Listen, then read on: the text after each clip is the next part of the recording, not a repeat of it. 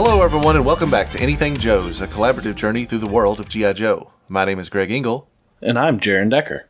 And we'll be your host today. Today on Anything Joe's, it's the literal definition of the show because I don't know what we're going to talk about. We've been off for a little bit, so we've got to do a little bit of catching up, a little bit of house cleaning. Whew, Jaren, we got a lot on our plate. First of all, sorry that we missed an episode. I was sick there for an extended period with a non-COVID related sickness that was just like COVID, except you don't get paid to stay home. You just go home and suffer through it. Jaren had a job change, is still dealing with a new child, so we're still adjusting, but I think we're getting back on track now. And in order to get back on track, I guess we will dive right in and see if we can find some news to get caught up on. Official details of G.I. Joe Classified Book 2. This comes to us from histank.com. With special thanks to Abrams Books, the publisher of G.I. Joe Classified Book 1, we have official intel from the upcoming second book of the trilogy. With a July 2023 release date, the second story will pick up from where the first book left off. Official synopsis. In the next installment in this action-packed series, a group of ordinary kids finds themselves facing extraordinary circumstances yet again. The average Joes may have stalled Cobra's nefarious plans, but Springfield is still in trouble. Continuing the story where Stan, Julian, Zorome, and Scarlet left off, this heart-pounding thrill ride will enthrall G.I. Joe fans and action-adventure readers alike. G.I. Joe Classified Book 2 will release as a hardcover and as an ebook. The physical copy will be priced at $14.99, with Kelly Scavron once again picking up the pen. Jaren, did you buy the first Classified book? I didn't, and I'm really sad that I haven't yet, because I think my daughter would really love to read it, and then I would be able to kind of see how it, like almost like workshop it, really, and see how the new generation is.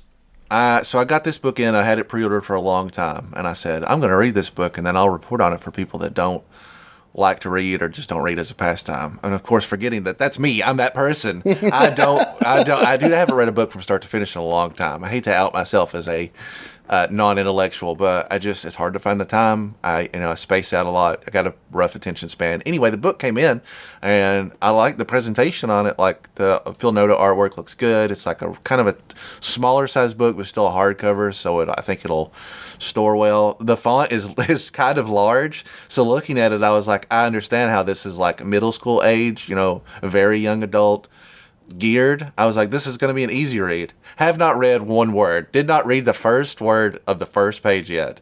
Accidentally flipped to the back while I was seeing how many pages it was. Read 4 lines and thought, oh, wait a minute, shouldn't do that. So I want to read this. Again, I know we've talked about it before. I know it is aimed at a much lower reading level, which I think works to my benefit, and perhaps other people that have been out of the reading lifestyle can also find this to be accessible. But we'll talk about it at some point. I was not aware that the first book was also an ebook. I might be a little bit more inclined to read it like that. So I'll look into that and see what's what. Jamie Sullivan unveils his retail incentive cover for IDW's final issue of G.I. Joe: A Real American Hero. That's number 300, coming up hot by the end of the year.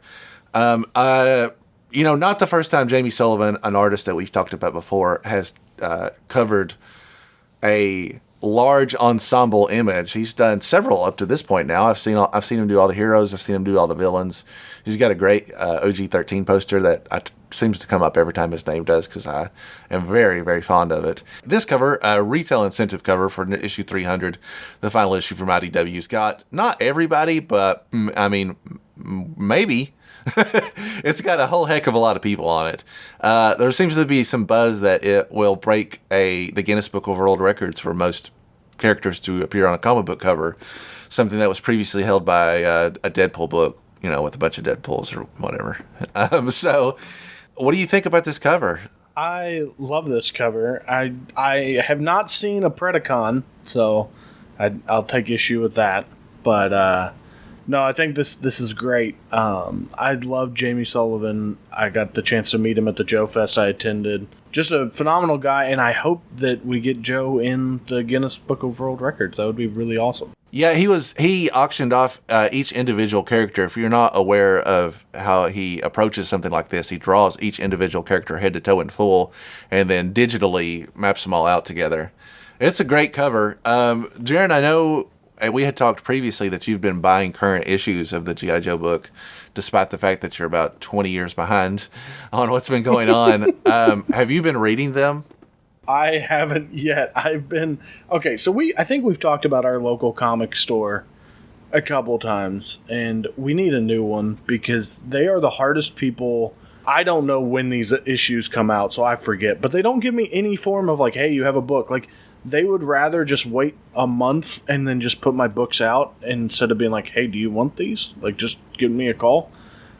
So I've missed a few, so I'm going to have to, I don't know what I'm going to do. I want to read them, but I want to actually read them in order. Like, I don't remember what issue I jumped on, but it was Sherlock. So you're probably only like 10 issues back. That's the murder by assassination plot. I felt like that was a good starting point. So I was like, I just want to read from there till the end, and then eventually we'll catch back up after 20 years, 30 years, however many years. Yeah, it all comes together after a certain point. You might miss some particular story arcs, but there aren't. I mean, like, is obviously a very consistent continuity of the G.I. Joe, a Real American Hero universe. But for the most part, you can hop in and out, and it's not as complicated as trying to read an X-Men book after being away from it for 10 years. So the reason I brought that up, as we'll move on to the next news item in just a second, is just that as the end of this run is coming up aggressively, I find myself reading the comic with a lot more like anticipation. I've always read this book and I've always been very excited to read this book, but more recently, as we're ramping up to the conclusion, I thought he's going to pull out all the stops. This is the next big thing. So I've been kind of excited to read it on I try to read it the day or the day after it comes out, which is not something I've done in comic book world for quite a while.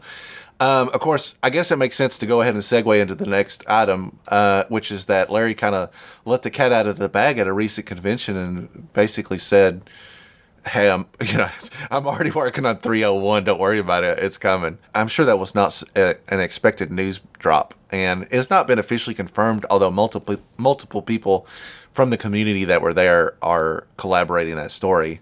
Did not mention who the next publisher would be. I know Kirkman's imprint has been the strong front runner, but that's not official yet. We still don't know for sure who's getting it. It could come out right out of the blue. I can still see Dark Horse picking it up, quite frankly. Dark Horse has been doing some stuff recently that is unexpected, and I think they want to gain a little ground since they lost like basically every Disney thing got pulled back from them. So I'm still got my eye on them. I don't think they're going back to Marvel because I just don't think the books will sell enough to compete with what a Marvel book has to move monthly. Do you have any thoughts on that? Sorry, I'm just wildly rambling about the comic book or the comic book world.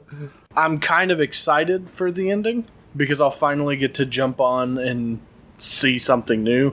As much as I hope that we get a continuation, it would also be poetic that, it ends at 300 and we get something new.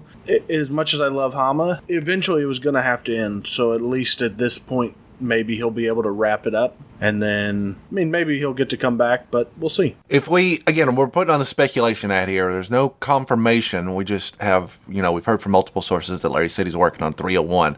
So if we are to assume that is true information, and I'm a trusting guy, it's extremely important to notice that he's saying he's working on 301, which means the plan is to continue the Real American Hero continuity. He's not doing a reboot, or if there's a reboot coming, it's going to be a separate book, which is important to me specifically. I don't mind a reboot, but I want the Real American Hero continuity to continue to go. And if they can only support one book, the ARAH book is the book I want to keep going. The IDW reboot took me a long time for it to grow on me, but when it clicked, I was quite invested in it. Anywho, a couple months ago, and we'll see what's up. If you're reading it regularly like I am, hit me up because I just want to talk about what's going on in it with somebody, but I don't want to spoil our listening audience. Next news item. An AFA graded 80 Snake Eyes figure sold recently at is that Hawke's auction or Hake's? Hake's auction is how a citizen of Indiana feels like. Welcome to Hake's auctions. We got this rare AFA 80 graded Snake Eyes figure for you. Hawkeye's Auction sold for $18,497, graded an 80. Now, I don't know anything about grading other than I'm going to make the assumption that that goes to 100.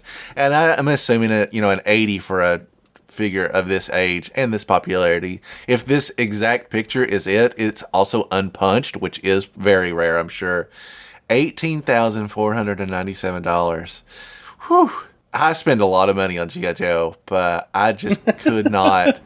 I could not spend that kind of money on something like this. Everything that I buy, when you're working on a budget, it doesn't matter what the budget is, honestly, unless you bought this $18,000 figure, in which case, find our secret Patreon, donate heavily. Everything that you buy on this is how it works for me, right? Everything works on a sliding scale. A lot of people give the modern line a lot of crap because there are a lot of very expensive modern figures, and I have to take those figures on a case by case basis when I look at them, and I think, is this figure worth $200? If I pay $200, will I get the level of enjoyment that $200 brings me in a wide circle? What else can I do with that money? And sometimes I'll say, you know what? No, I can take a pass. I have another Outback or Clean Sweep or whatever. And then sometimes I'm like, no, this is an original character. There is no other Crimson Asp. I have to have it regardless of the price. It's that important to me. So I guess what I'm getting at is nothing in this world is valued at, if I paid $18,000 for it, it would bring me $18,000 worth of bliss. I don't know. What are your thoughts on that? What do you have a max where you're like, when in terms of comics, I definitely have a value where I start to be like, no, this is worth way more than the gratitude and, that of owning it can ever give you. If I can't justify touching it, like that, I don't know what my actual number is, but that number is past it. Like, if I owned something that was that valuable, I would have to buy like a storage facility to keep it at. Like, I've got kids. Like, I would be worried any moment they are awake that they are going to touch it. And I don't want to live my life like that. So I am not a high roller by any means. I've got 7 Badgers sitting right around me. I would rather buy 7 Badgers than, as much as this is great, I would rather have 7 Badgers than one of these, just on a comparing A to B, not the value wise. Because with a Badger, if my son that's 2 years old wants to play with it, I can be, here you go. I've got 12, and if you break it, it's easily replaceable. Kudos to whoever bought it, but that is so far out of that is 10 times past, probably more than 10 times past what I could ever realistically pay for something. I would love to see how the person that purchased this plans on displaying or storing this. What did you create to protect it? Are you putting it out for public eyes to look at? Or are you just like, put this in the safety deposit box, put this in the vault, put this in my panic room? I don't know what rich people's houses look like. I'm just making up. But I'd just like to see what's the fate of this figure. Gone forever, never to see the light of day again, or prominently displayed in a rich nerd's house. Like, I hope that he has like 10 layers of cases, like the size of, like, I don't know, a freaking like car seat box. I said that because there's one sitting in front of me. Like, just it's so obscenely large, and you can't even tell what's inside of it because it's so protected. Yeah, I mean, yeah. Okay. Anyway, congratulations to whoever got it. You rich son of a. G.I. Joe Gunship Battle crossover. So, once again, another weird mobile game is having a crossover with the G.I. Joe license. I'm looking at a promotional shot where Cobra Commander is a silhouette, and he has his hands ominously placed on this very chipper-looking young girl's shoulders named Olivia, who's saying, "We've been saved. A group of strangers have arrived to save us from the New World Armada."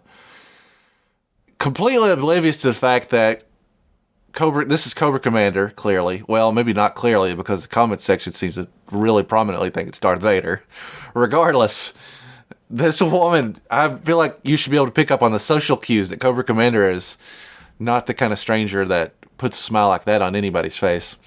If you scroll down a little bit, there's the actual photo of coming soon. It's official. Oh, I see. Yeah, they're using pretty strong classified Very much so, yeah. imagery here. I'm still really upset because the last mobile game crossover that happened, nobody talked about it and nobody played it except me. I played it a lot. And Are you talking about Valhalla? No, I'm talking about the mobile game. It was a zombie game. Oh, I didn't even know about that one. We covered it on our own show. You sure it wasn't on one of those weeks we didn't have a show? Unless Robo Jaren was subbing in and you weren't here for it. Yeah, I'm quite sure. I saved pictures of it because I was like, y'all gotta see this. Yeah, let me find the screenshot I saved. And yeah, you're gonna have to find that and send it to me because it just missed me completely. Here it is. Let me just go ahead while you're looking at that up. I think these designs are phenomenal in this form. The more realistic versions of a classified figure are phenomenal. But let me just say, I know that, the decision makers at Hasbro listen to this. There's a game called Rogue One, and it's already so close to being a G.I. Joe game. Just figure out how to buy them and make that the G.I. Joe game. Seriously. I'm going to make a siren or alarm when you bring up Star Wars. Rogue One. I said Rogue One. It's Rogue Company. It's an actual shooter game. It's like an arena shooter game. And there's a character who looks very much like Goldhead Destro, and each character has their own loadout, and there's good guys and bad guys, and it would literally work perfect for a online multiplayer G.I. Joe shooter game. Like, perfect. Like, when it was coming out, I was like, oh, this should have just been a G.I. Joe game. Just Google Rogue One, gosh dang it, Rogue Company, and tell me I'm wrong. Puzzles and Survival is the name of the game, and if you listen to our episodes, unlike Jaren, you'll know that we covered it briefly and announced that it was coming out, and we were interested in playing it, and then I played it, and I hated it. I hated everything about it. I'm going to push this news off because I don't know anything about Gunship Battle. I'm just going to assume it sucks because the survival game was so bad that it makes me physically ill to have to recount my experience with it. They were basically building up the G.I. Joe thing for like weeks to come, and I was pumped. I was playing the regular game, which I never do. I do not play mobile games for a myriad of reasons. And they launched it, and you literally could not unlock any skin unless you were a literal, real-life millionaire. It cost, I'm going to say, hundreds of dollars to unlock one skin for this game. That's not... Greg, are you just really bad at mobile games? No, you could not continue to play the game, which was essentially like a classic concentration match 2 items thing. And every time you missed, you took a point away. And when you ran out of points, you got to pay more money to keep playing. It's a timed event, so you got to pay right now.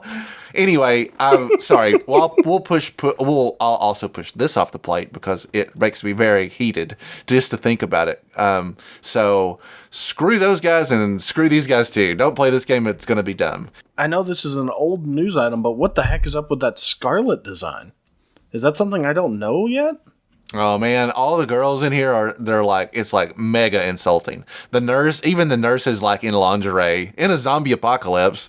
It's gross on a multitude of levels, and I regret. Scarlet looks like Wild Style from the Lego movie. She's got black hair with a blue and a purple or pink strike in it. Like literally looks like Wild Style. I can't do this, Jaren. I haven't taken my blood pressure medicine today. Next news item.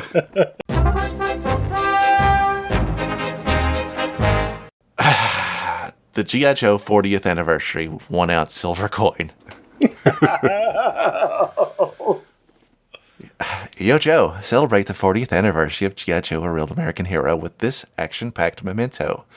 Featuring the first cover of the comic book series in 1982, this rectangular 1-ounce pure silver coin shows the show team in full color with the 40th anniversary logo at the top. This design includes a mirrored border and a mix of light and heavy frosting on the text and speech bubbles. This is a piece that will certainly stand out in your collection. To confirm it as legal tender, the Ian Rank broadly effigy of Her Majesty Queen Elizabeth II is engraved on the obverse. This is technical. This officially licensed coin arrives in a G.I. Joe themed box that includes the anniversary logo and an eye-catching image of Snake Eyes. Inside this specially designed box, the coin is held in an acrylic case, perfect for showcasing while keeping it protected from any forces. Okay, anyway. Printed on the back of the box is a certificate of authenticity and the coin's unique number and the mintage of 1982, reflecting the year of the launch. Join the Joes in defending the world against the controlling Cobra. Well, yeah, that's right. What I'm talking about, ladies and gentlemen, is a 1 ounce silver coin that is shaped like a rectangle, and it comes in a very commonly seen box with the Snake Eyes V1 art on the front that we've seen quite a bit. And inside, there's a rectangle that has the cover of the G.I. Joe #1 comic with the 40th anniversary logo and some, some foil embossing. And then on the back, you got it. It's Queen Elizabeth II, babe. So Queenie eat the deuce on the 2022 with a $2. I guess $2 is the value. So, all right, first of all, if some junior sleuths online immediately were like, hey, this is a 1 ounce silver coin, that's roughly valued at $17 to $20. The asking cost on this is $99 before shipping and taxes. So an $80 markup for a unique stamping. I don't know what to think about it. You see something like G.I. Joe Valentine's and you think, well, this is about as weird as it's going to get, right? And then something like this comes along where you're like, what is the divergent, if I've got a pie chart of people that like G.I. Joe and people that like silver coins, what's the cross contamination there? And I'm perplexed, quite frankly. I am the idea that they would mint 1,982 of these with the expectation that they would all sell. Either I really don't understand the collectible coin world, or they don't understand G.I. Joe fans. Do you have any thoughts on this most unusual item? I have 2 points that I want to make. First one, you mentioned the Valentines. I have those, and I have no doubt that eventually, at some point in time, this 1 ounce silver coin will make its way into your collection. My second point is there has to be a market for these, because if you look on New Zealand Mint Shop, they make chibi coins, they make Fantastic Beasts, they've got Halo, they've got other Hasbro, there's tarot cards. They're minting all these things. Somebody has to be buying them. I mean, not me, but somebody. So, if there's one thing I love more than a great G.I. Joe product, it's a really dumb G.I. Joe product. And in my mind, this is a pretty dumb G.I. Joe product. Having said that, this will be delivered tomorrow to my home directly from New Zealand, it seems like. It made it here in almost record time, and I do have to sign for it, which really makes it feel extra fancy, but is very difficult for me because that is one extra social interaction I have to add to my day, and I do typically max out at around 1. So I'll let you know. I can't imagine doing an unboxing of this because you absolutely have to. There's a 2-minute video on the New Zealand Mint YouTube channel, and it's the same exact thing. They hold it up, they flip it over, they praise the Queen. The end. I think you need to do the same thing and emulate their accent the whole time. Hello, Governor. Here's a great new coin. I have done. That's many different accents, all done poorly all at once. So, yeah, all right, that's the news. Let's wrap it up and roll right into recent acquisitions. Recent acquisitions. So I think it's safe to say that the bulk of our recent acquisitions probably came from Kentuckiana, which we have not done a very good job of covering other than the footage that we took while we were there. Jaren, is there any highlights from Kentuckiana that you want to talk about right away? The biggest thing that I want to talk about is the fact that I need to always listen to you anytime and every time we're at a show like that. I got a wild hair that was like, oh, look, here's this Mauler. I'm going to buy this Mauler. It's like $100 and missing only a few pieces. Greg, being the genius that he is and being basically crawling through parts bins for the better part of the last couple hours. I was like, hey, you could probably build one for way cheaper. And I took him up on that. So it was the first time I rebuilt a G.I. Joe vehicle completely from just a bunch of parts from a bunch of different bins. And I want to take a quick second to shout out Lost and Found Toys. They're opening up a brick and mortar shop in Seymour. And they are phenomenal people. If you ever make it out to Kentuckiana or G.I. Joe Winter or Kentuckiana Winterfest, they normally set up there, and they are completely detailed and organized and have vehicle parts bins listed by vehicle by year. And it was incredibly easy to find a bunch of parts there. Destro's Toy Den had some parts, and just mashed them all up. It was phenomenal.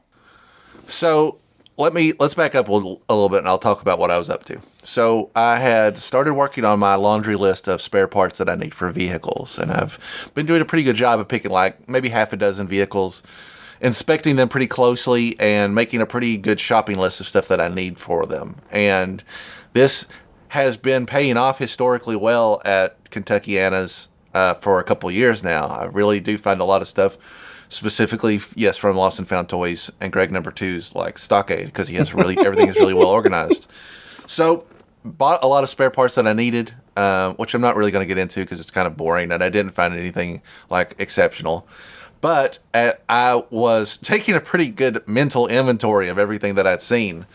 So at some point when we had flipped over to Destro's Toy Den, I realized that there were quite a few parts of Maulers abound. I'm talking about like primarily skeleton pieces, the big, the bulky base and the cannon itself. And so when Jaren said he was interested in buying one, I said, Jaren, we maybe have enough stuff here to piece one together in a pretty good condition. Greg, number 2, also has a parts bin for Mauler stuff. We could maybe find some of the little bibs and bobs like the mud flaps or the antenna. I mean, you never know.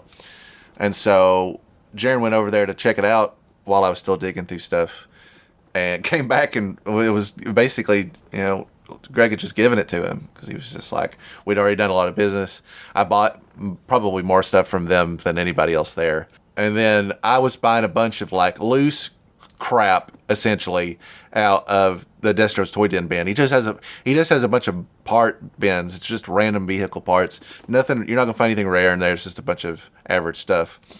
And but that's the stuff I wanted because I'm like using it for background flair essentially on my Dow shots. I got a whole other project going on I'm not going to get into, but I just threw the other part of it in with mine, and got a great deal on it. And yeah, he basically put them all together for essentially free, which is pretty great.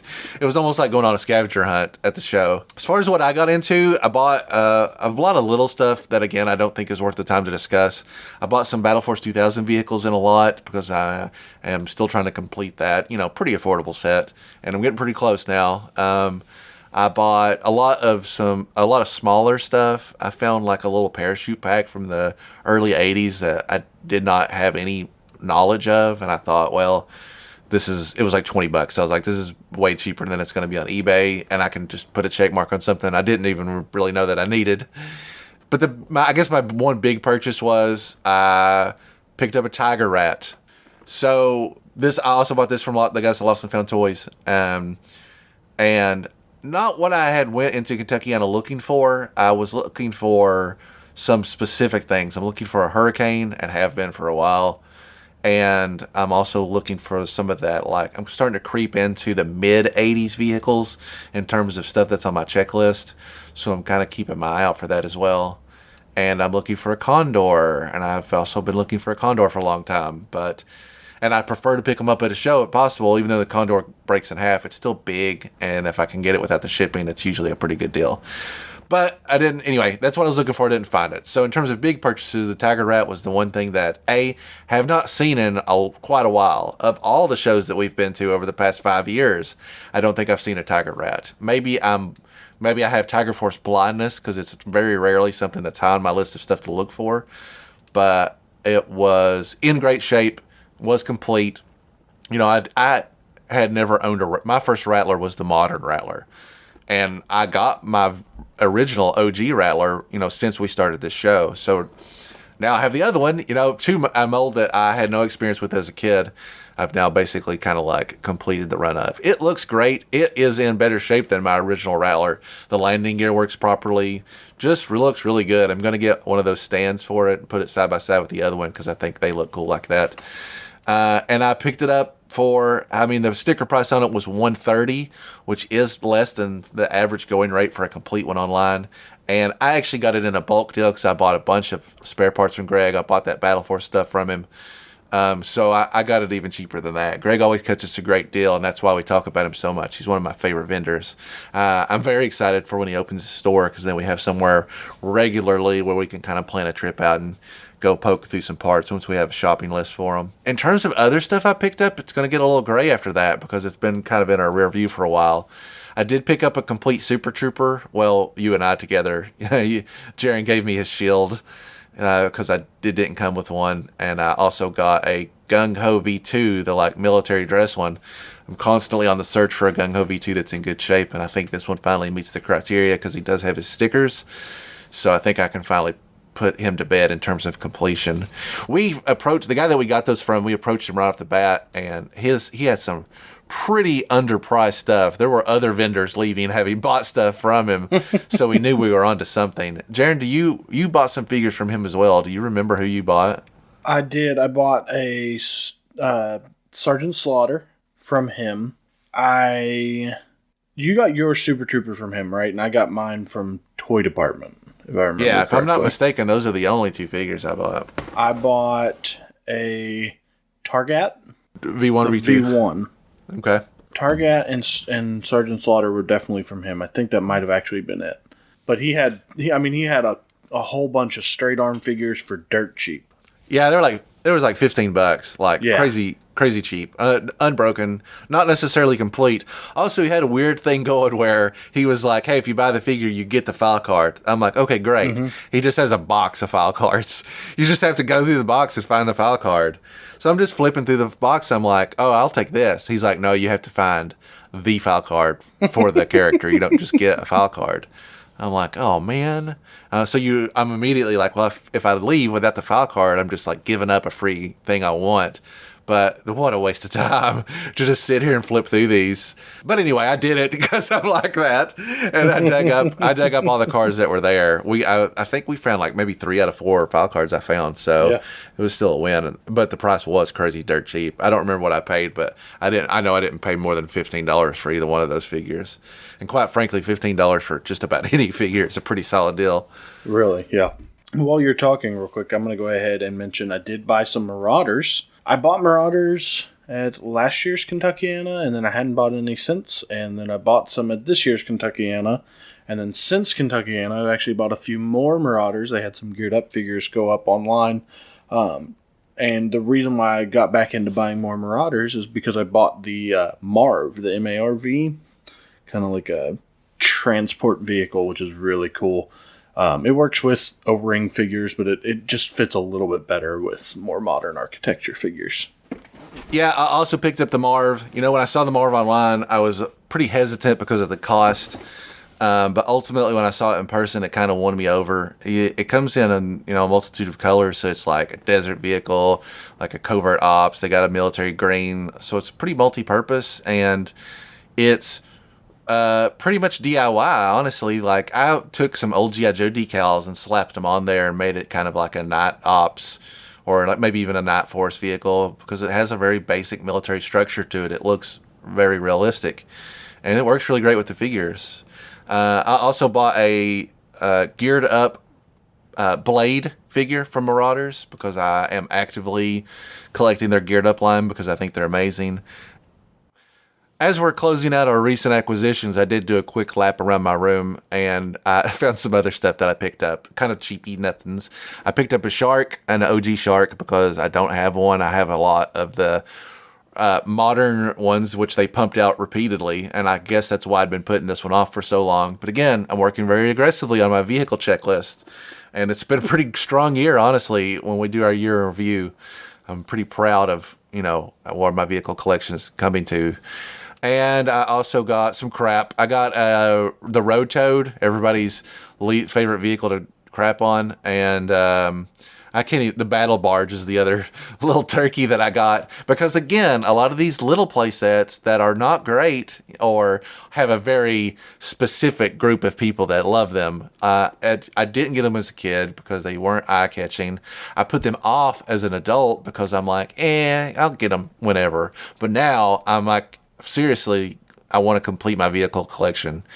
Optimistically, in the next 5 years, I'd like to have every vehicle in a mostly complete, I mean, I'm pretty realistic about what's what, state. And I think it's feasible if I keep working at the rate I'm going. And obviously, if you've listened to our episodes, I'm giving myself a lot of passes. There are things that I'm just straight up not including, like the cardboard tower from 82 and 83, and those Falcon glider and the Cobra glider. Those are very frail, very expensive. So again, my terminology of complete across the board, frankly, is pretty loose. But that's my goal, and that's what I'm sticking to it. And hopefully you'll join us as we continue to hunt them down. Anyway, I know I got a lot more stuff, and I brought home a lot of parts to complete a lot of vehicles that were long overdue. I'm doing a restoration on a Moray right now, but it's been quarantined along with my wife, who got COVID and is recovering now. So hopefully I can get back in it. I'll put some pictures up on our Twitter, and you guys can check out how the process, which has been challenging. The sticker residue on that thing has been very frustrating. All right. Do you have anything else for recent acquisitions? I do. I did finally get a Steel Brigade. If you have listened to us for a while, you know that's... I don't know if I've ever actually really talked about it, but pretty much any time we go into any show, Winterfest, Kentuckiana, or even when I went to Joe Fest, the pretty top of my list is I wanted a Steel Brigade. I didn't care what version. I just wanted one that had his gun and backpack and wasn't trashed.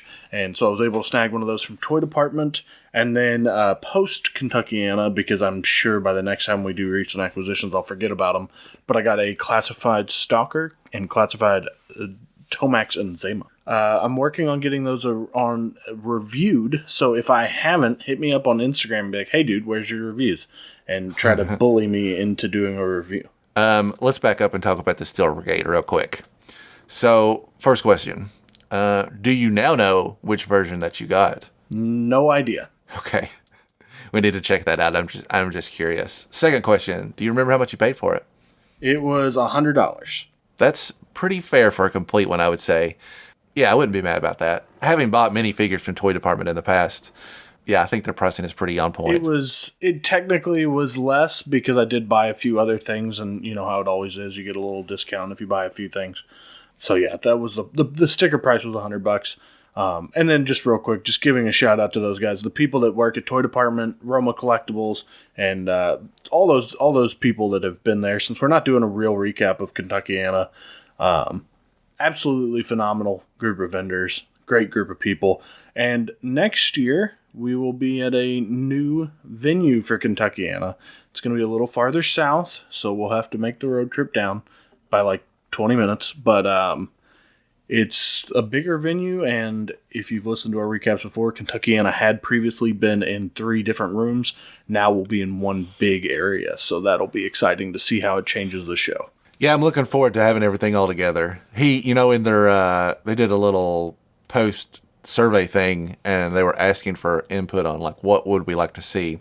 And I, of course, am a fountain of survey thoughts. And so I was once again like, would really love to see people that worked on the comic of any era, or voice actors, any of the usual people that do the rounds essentially in the tour circuit.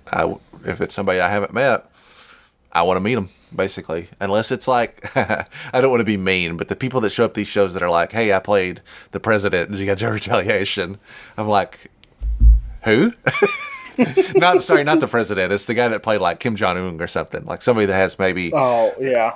It has maybe 7 minutes of, screen time total and 2 lines. I'm always like, well, well, were you really in it? I mean, And it's not even a G.I. Joe character. Like, it's someone who is in it, but not an actual G.I. Joe character, too. yeah, absolutely. You can't do that with the voice actors. If a voice actor shows up, they're like, "Oh yeah, who did you voice act?" And there'll be like 27 different characters across the series. The G.I. Joe voice actors were very versatile in their voice acting talents. All right, that's almost everything. Let's wrap up with some listener mail. Incoming message. This letter comes to us from Christopher Huff, who titles his letter Armored Space Joes. Greetings. I'm a longtime G.I. Joe fan who has collected just about every version of G.I. Joe from the Adventure Team to Super Joes to Real American Hero to Sigma 6 and a little bit beyond. A true enthusiast like myself. I really appreciate your podcast, especially going through the old comic books in such detail. In the past, I used to regularly reread my Joe comic books and later the trade paperbacks until I went blind a few years ago. And there's really not many resources for blind fans. But you guys going over the old classic G.I. Joes with your eye toward detailed description and narrative, I really appreciate it. Now about the armored figures in Star Brigade. I agree that they were hurt by the lack of articulation and gimmick weapons. I really hate spring-loaded rocket launchers and the such. They really are such a waste of plastic.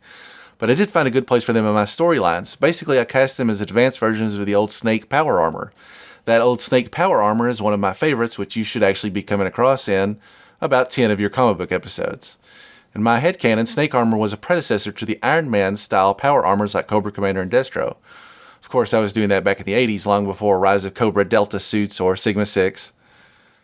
Anyway, so it is possible to integrate these figures into your universe with continuity within the toy line and comic book continuity.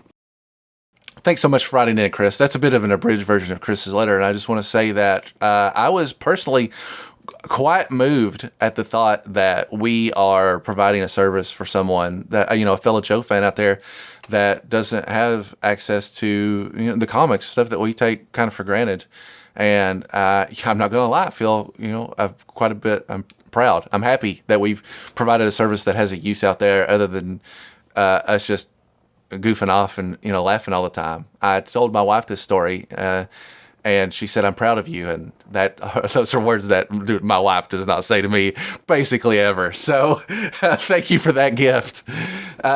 In response to the Star Brigade talk, which is from our Cobra Convergence video, where we covered the enemies of Star Brigade, I have to say that that's actually pretty solid thinking. The snake armor in itself, if you are not familiar with it, was just kind of a bulky piece of armor that you put over top of a figure. Also had very limited articulation, but I think we were more forgiving in the 80s than we were in the 90s about it.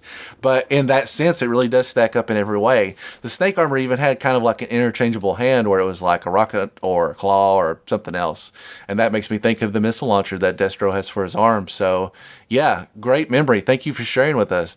I love the childhood logic that goes into building the G.I. Joe continuity and how sometimes incredibly feasible it is even to the adult collector. I really, that's one of those things that you don't think about when you're doing this. You don't think about the people that don't have access to that kind of thing. So it is phenomenal that, we're able to do that, and it's kind of humbling that someone cares enough to write us. We do this in our free time, and it's almost like justification. Like I can take this to my wife and be like, "Hey, look, someone enjoys what we're doing, so I'm gonna keep doing it."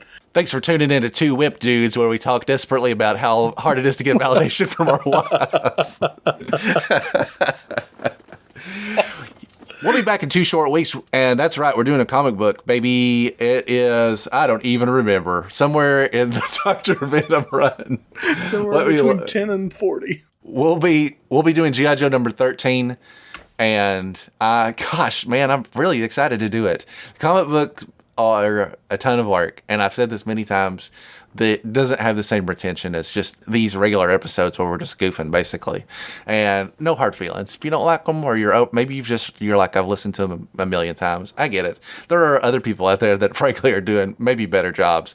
There's some gentlemen out there, and I apologize that I don't have your name right on the tip of my tongue, but they've been doing complete voice acting of select issues across the board, and they're doing a very good job. I encourage you to check them out. But when you're done watching their stuff, or you're just a diehard fan and you refuse to listen to anybody else, and I respect you, I see you over there, we'll be back. We're doing issue 13, and I'm excited to get back to it. I do really enjoy working on these. I feel like I've made something of true value when they're completed because I try to put so much detail into them. A lot of stuff doesn't even work or is unhearable to anybody that's not listening at a specific 1 second mark with headphones on, turned to 11.